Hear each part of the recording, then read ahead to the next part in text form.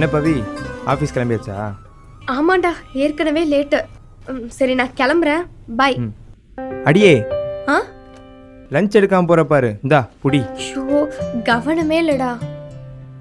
ஹே, எதுக்கு 2 பாக்ஸ் வச்சிருக்க? சரியா சாப்பிடாம போனா ஒர்க் பண்ண முடியாது.